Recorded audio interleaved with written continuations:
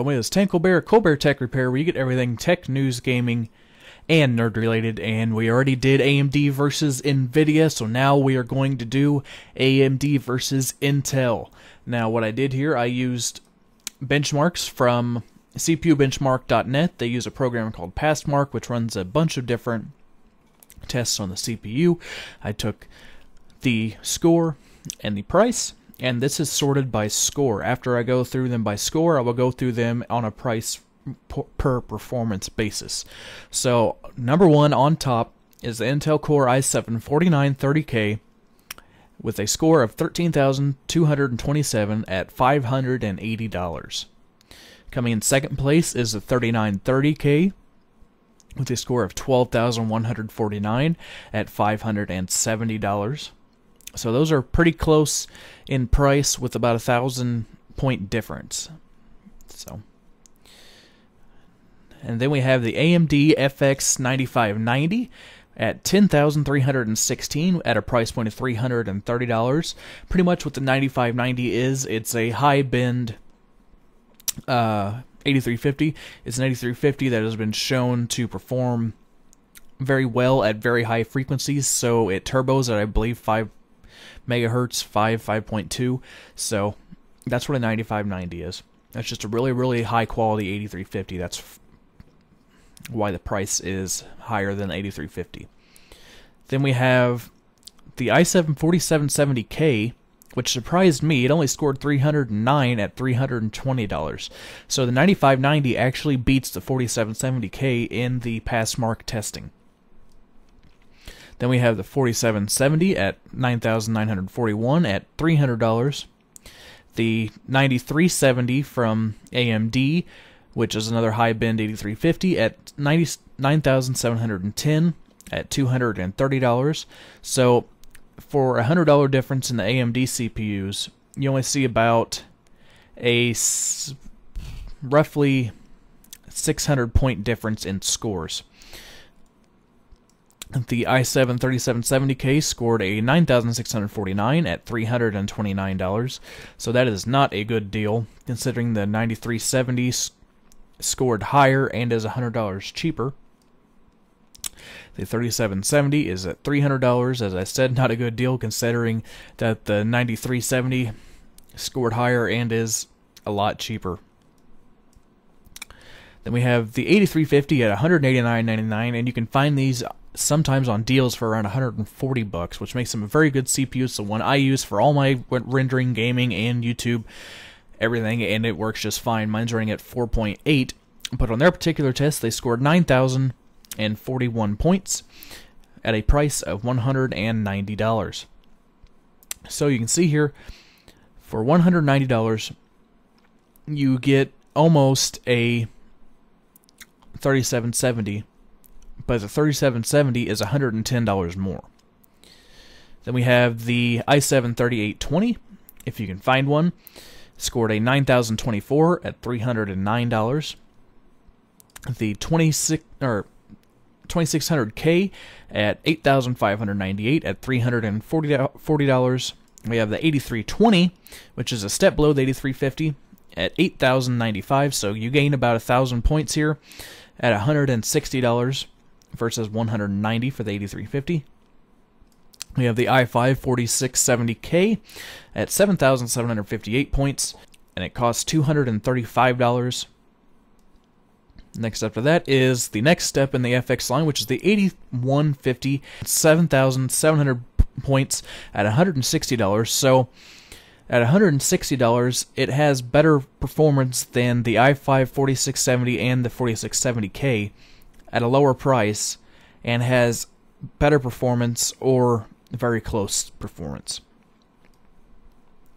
Then we have the 3570K, same thing, lower price. AMD 8150 beats out the 3570K.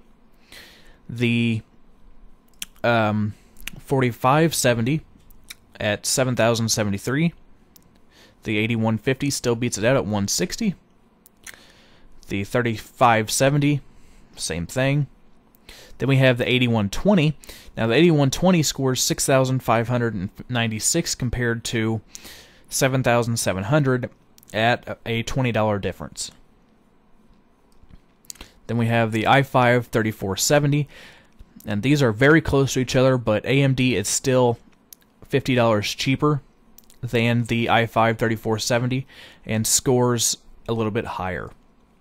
Then we have the i5 2500K at $6,500 at $300. The i5 3450 at $6,400 at $524. The AMD FX 6300, the next step down in the FX line, scores a 6367 at $105. That's a very good CPU for the price. As you can see, it beats out the i5 2500 by 100 and something points and over $130. It also beats out the 2400, and it beats out the A10 7850K APU by AMD, because it is a dedicated processing CPU instead of an APU, which is the graphics card die and the CPU on the same chip.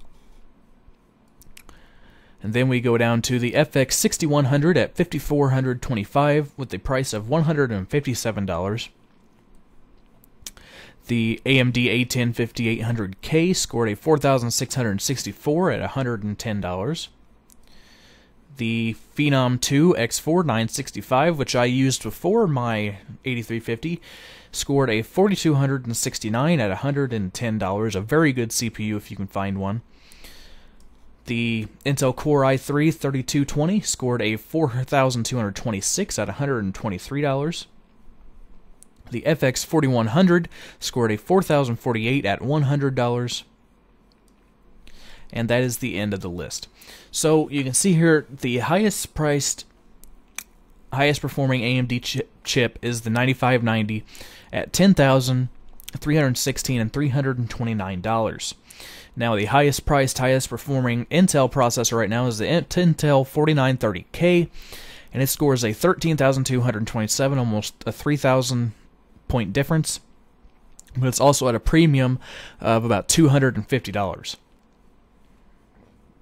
So this really all depends on what your budget is. Like I said, I've used the 8350. It's overclocked to 4.8, so that is almost up to a 9590 spec, and it's done everything I needed to do. It does all my video rendering, it does my gaming, it does my YouTube, it does everything I needed to do, and I haven't had any issues with it, so it all depends. Also, when factoring in these prices and performance, you have to factor in heat output, power consumptions, and things of that nature. But now we will go to price per performance. Now, this mark is a little hard to read, but the gist is the higher the number, the better. Now we can see here the 4930K is $580, and it scores a 22. The 4770K scores a 32 at $319. And the 8350 scores a 48 at $190. So the 8350 and the 8320 are the best you can get for price per performance. It seems like that seems to be the case with most AMD products. You can see it on Intel's side. The only time they get higher in price or performance is down when you get to the old Core 2 quads, because they're like $65. Yeah, the Core 2 Duos are like, you can get them for like $20 now. But in the higher priced cards, price performance wise, AMD is the way to go. The FX 8350, like I said, is $190. You can find them on sales for around $140. I said it gets about $48 for price performance. The 8320 is $160, and it scores a $50 in price performance. But as you can see, for $580, yes, you are getting 3,000 more points on the performance test from Passmark, but you're also paying, like I said, about $250 more. Alright guys, this has been my video on AMD versus Intel. I know there's going to be some hate on this video. There always is on my versus videos. But if you have any questions, please feel free to leave a comment down in the comment section right down below. If you liked, give it a like. If you didn't, feel free to give me a dislike. You can find me here on YouTube. You can find me on Twitter at TanColbert92. And you can find me on Facebook at facebook.com/ColbertTechRepair. See you guys next time.